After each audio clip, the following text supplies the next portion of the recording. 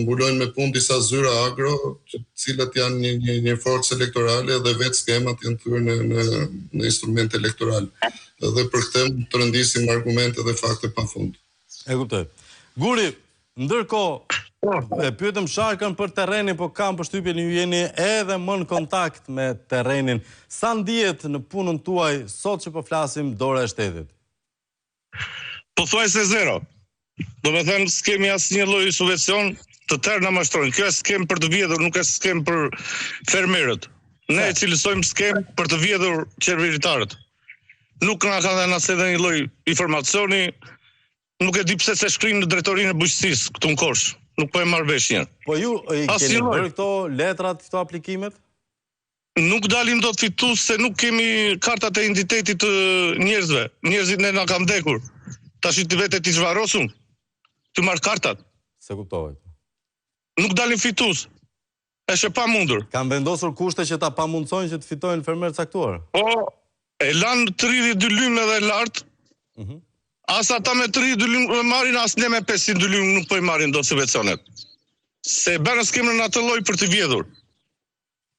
Ju sa tokë keni që punoni? Urdhë? Sa tokë keni që punoni? Mbi 30 vjet. Jo, sa tokë, sa sipërfaqe? 600 lymë. 60 hektar. 60 hektar. E kuptoj. Dhe ndërkohë qasje në treg si e keni? Improvizoni vet, a ka grumbullues?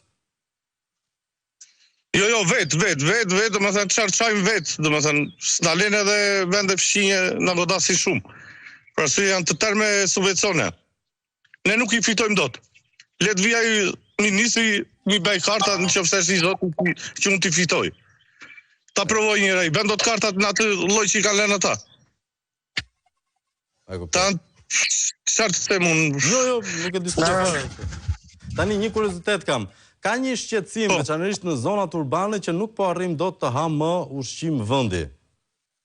Të prodhuar këtu dhe të kontrolluar këtu. Ju produktet tuaja, sa e lehtë apo e vështirë është të aksesoni në tregun e Tiranës, fjala vjen? Po është shumë e vështirë për arsye se na godasin ata, po s'është mohabeti na godasin s'na lën. Ju konkurrojnë në çmim. Po na konkurrojnë për pjesën e çmimit. Se janë tërë me subvencione. E do t'i bëj një thirrje atij ministrit ato 2 orë që përgatitet kollariset. Le të dali këthe nga Korça, na shikoj një çfarë bëhet. Mos kollariset, do na vi sportiv këthe një. Se s'kemi nevojë për kollare. E kuptoj. Ju çfarë produktesh kultivoni? Patate, qepë, grurë, misën, të gjitha, fasule, nga të gjitha.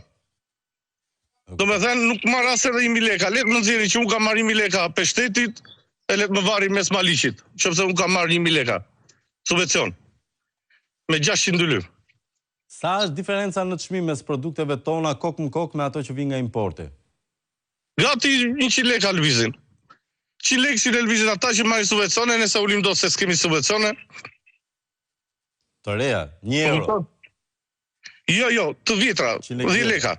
Për kile. E kuptoj.